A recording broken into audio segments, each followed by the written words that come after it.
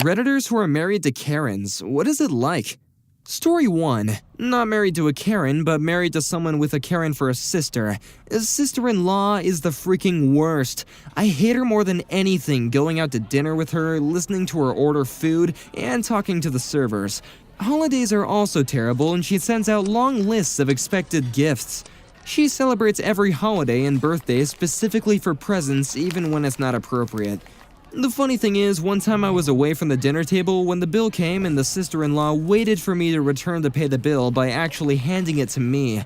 She didn't give it to her sibling, my significant other, or pay her half, but expressly handed it to me to pay. By the way, her husband is an idiot, and they are a match made in heaven. Edit. I'm sorry to disappoint everyone, but yes, I did pay. There are many reasons why, but the biggest one is that it got me out of the restaurant faster. Also, it helps me control the tip. Another time we went to a family brunch where the bill was split, and Karen's sister-in-law waited to see what other people tipped so she could lower the overall tip percentage for the waitress to what the sister-in-law thought was deserving. We didn't stop this until afterward when she bragged about it later on, so no one even knew to stop her. And she's only invited to these family meals because she has 2 children that we want a relationship with, so she has that emotional blackmail card. Story 2. Not married. 4 years of a toxic relationship though. I broke up with her on Monday again. We're kind of financially fucked because of this lockdown, so we're just feeling things out for a month before we decide for sure. This cycle is on repeat. I constantly have to cut her off and speak over her because of the way she treats people. Waiters, sales assistants, gym staff, neighbors, landlords, and randoms we meet in bars, etc. Note, we were both waiters at the beginning of our relationship, so she has worked in the industry but still lacks empathy. She blames the waiters if something is out of stock, etc. My second major issue. We are both English second language teachers. She teaches kindergarten while I teach high school. Now that we're working from home, I hear how she speaks to her students and it really opened up another aspect of her personality that I don't like. She will berate a student for not understanding instead of evaluating her ability to explain. Shitting on a 3-year-old in their second language doesn't fly with me. A lot of her behavior stems from a self-defense mechanism due to insecurity, but that's not an excuse. She doesn't realize how mean she is to people, including myself. I'm a people pleaser that would rather sacrifice my own comfort than someone else's. She expects me to be an asshole to people because I'm a biggish guy with tattoos. I don't exactly look soft. It's toxic as hell. Please help. P.S. This is so good it rivals most easily. Story 3. Early in our marriage, I started seeing some Karen tendencies in my wife. It started because companies were legitimately jerking us around on things we needed, and she was trying to be more assertive. Initially, she had it compartmentalized. She'd turn it on when she needed it and turn it off once things were getting resolved. But she started losing her ability to keep it segmented, and this entitlement mindset started bleeding into other interactions. It never got too bad, but I don't like the direction she was headed. I finally said something one night after she'd gone into a store to return something, and came back to our car telling me how she gave the employee talking about how terrible the return policy was. So I just asked her. An hourly employee with no say in the matter upheld the company policy as she was trained to do, and you thought it was inappropriate to give her a talking to for that? How do you think that made her feel? What would you have done differently if you had her job? Was it worth ruining someone else's day over this? Do you feel better that you made her feel bad or worse? Is that how you want people to remember you? All the while I was circling back to the store, parked the car, and said something to the effect of, "I think you owe that woman an apology. I think if you take a minute to think about it, you'll do the right thing." She argued with me for a few minutes because she felt like I was attacking her, but to her credit, she walked herself back into the store and stood for 10 minutes to apologize. That was a turning point for her, I think. Since then, even when people have legitimately screwed up, she's been much more patient, understanding, and polite. I'm grateful she was open to my critique because I have other Karens in my extended family, and I don't know if I could be with someone like that. Story 4. My best friend married a Karen. This woman is on a whole different level from Karen. She makes a large 6-digit salary but has to work cycle shift away from home. She has the option to move from home so they can live as a family but refuses because she has what she calls a career. She sells scents and works a clerk job at an HR office. They have 2 kids and she can't handle them. She makes him drive home from work every day so she can work out for 30 minutes in the evening. It's a 7 hours commute. He had to buy another vehicle because he couldn't take the company vehicle back and forth. So expensive and dangerous. There are too many things. Here are some. When she's working at home, she has to leave the house with her kids and can't come back until she says it's okay. Insane spending habits on unnecessary stuff, Amazon, Scentsy, and other MLM products. Any negative thing that happens in her life are his fault and he has to fix them immediately no matter what the cost.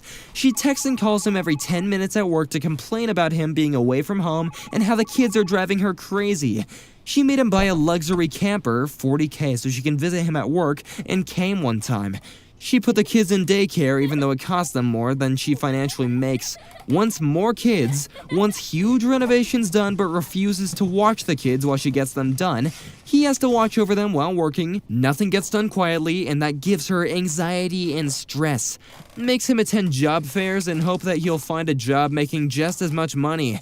It won't happen, but he does it anyway to please the demands. It frustrates me because my time with him has literally become therapy sessions where he vents for hours. It's brutal, and I hate that he tolerates it. The one that gets me the most is that she would rather pretend to have a really good career than move in with him so she can have a great family lifestyle. They'd save tons of money, and they would be a much better parenting team. Story 5. My mom is a Karen. Not fun. I think she was part of the reason the girl I loved left because whenever she was around, my mom behaved much better and put on a nice face. We argued frequently about my relationship with my mom. Hurts a lot. I don't think I can fully let this one go. Edit. I love my mom very much, and she is generally a very nice person. I've spent a good while trying to put it into words accurately, but it's difficult.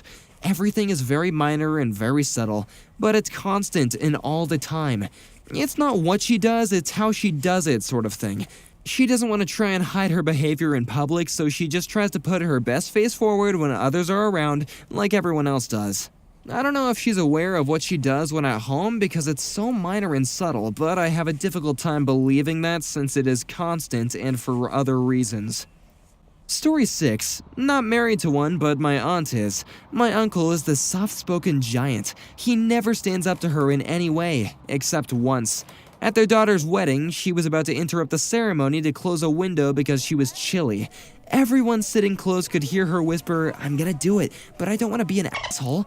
My uncle, in a calm, quiet tone, says quickly, "Why stop now?" Almost as if his filter just missed this once.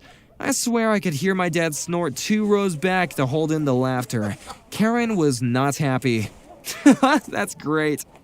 Story 7. I taught my nephews, aged 9 and 11, about Karens last year when they stayed with us for a week after school let out. After describing their traits and observing them in the wild, they asked somewhere around day 2, "Is our mom a Karen?" My reply, "Your words, not mine." Story 8. Sister-in-law is a Karen, and her name is very close to Karen too. One of her most recent masterpieces.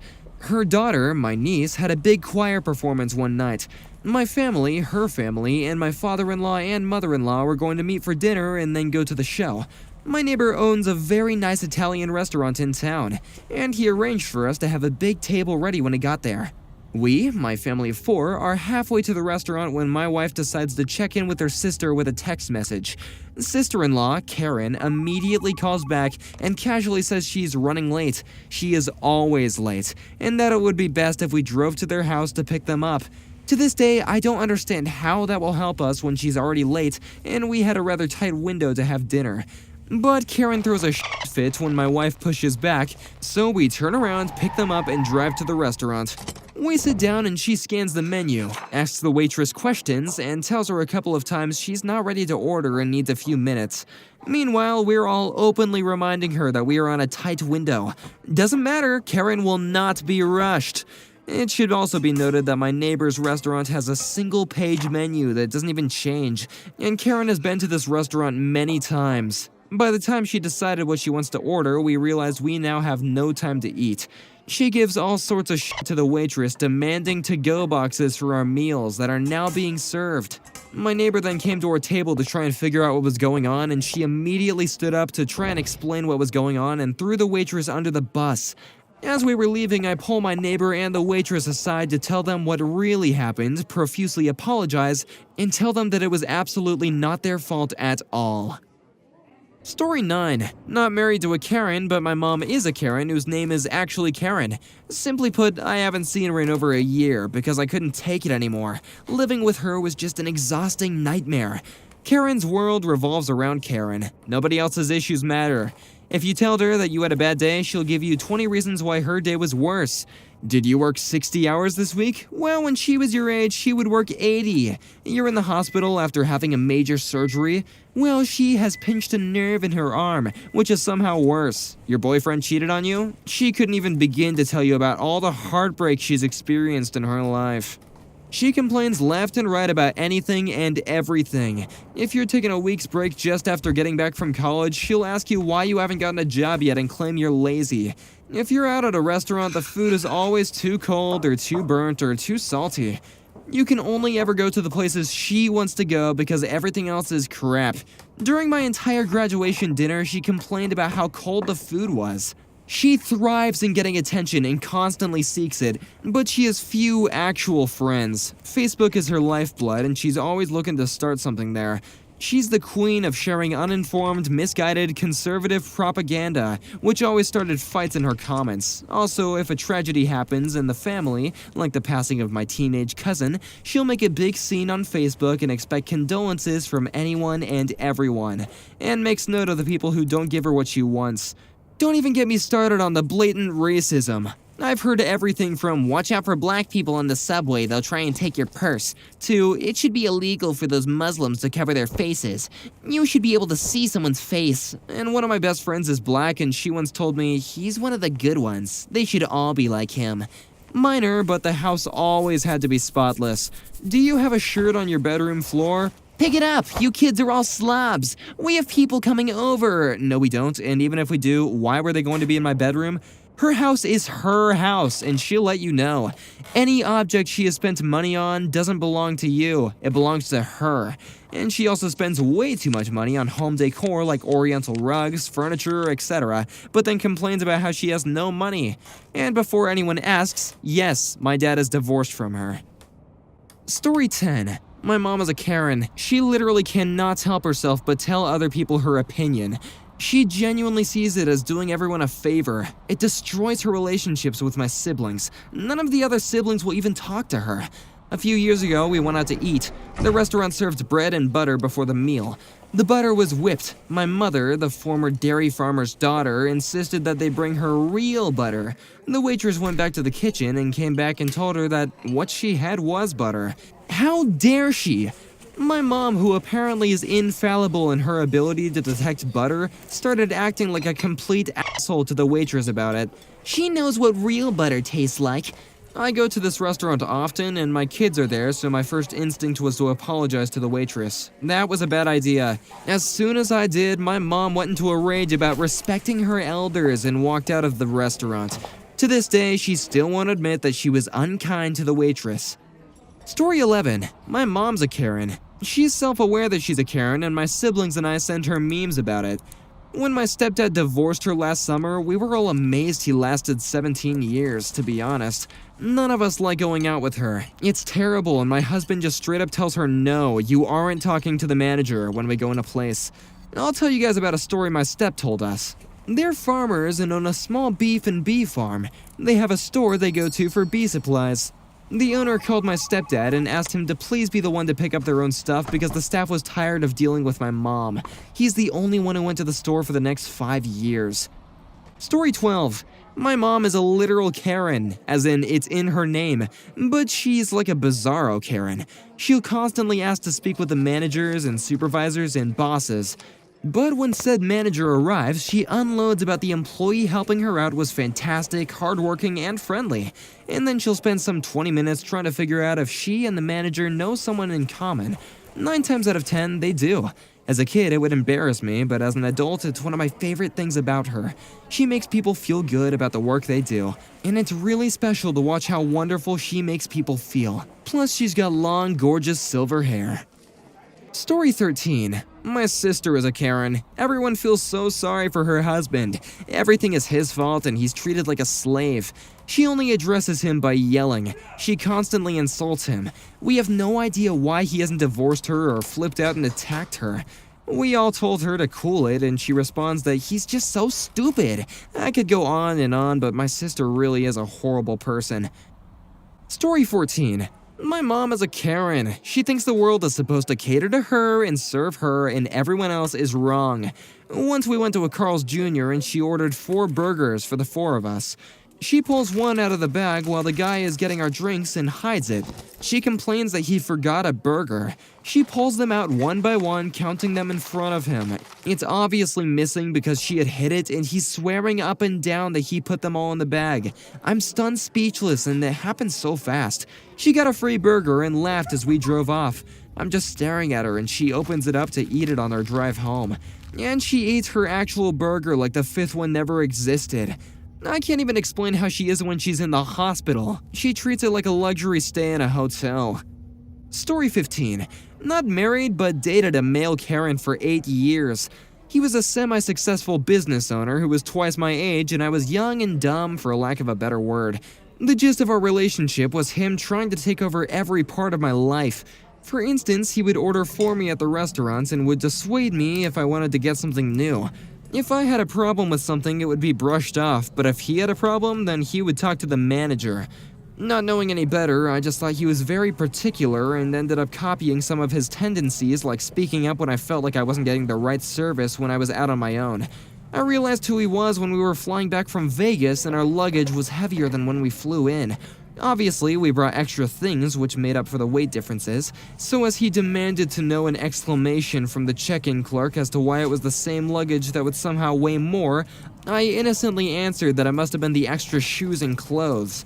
He was quiet and paid up. Later, he told me not to do that again, as he knew the reason why the luggage was heavier, but he was just trying to get away with not paying. At that moment, a light bulb went off in my head. This man who I had spent $1,500 on a stripper for his friend was making an absolutely stressful job more stressful for the clerk to avoid paying $60. We broke up soon after, and I checked myself on the Karen tendencies he rubbed off on me. A male Karen. Huh. What do we call them? Darren? Ken? Cody? Kyle? Carl? Kareem? Story 16. This is gonna get buried, but it's a juicy one. I was married to Karen, and it was absolutely embarrassing and cost me so many good friendships.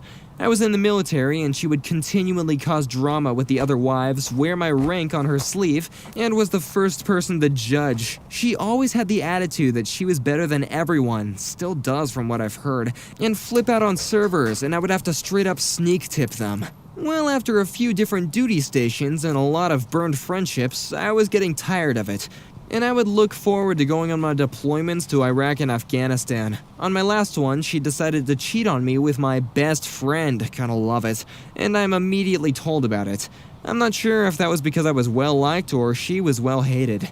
Anyway, that was my thank God moment. I can be the first one in my family to get a divorce and not get judged too hard for it and end 10 years of absolute misery. So fast forward to today. My ex-best friend, thanks for the solid, dude, and my ex-wife ended up getting married. But if there's one thing you don't do, it's cheating on your deployed husband. This is very poorly looked upon by everyone in the military, and you'll be excommunicated by the community. The other is starting a marriage based on cheating. So, from what I've heard, not that I really give a crap, is that she is divorcing him for cheating on him, and she is no longer allowed to be on the post for shacking up with another married dude while his wife was deployed.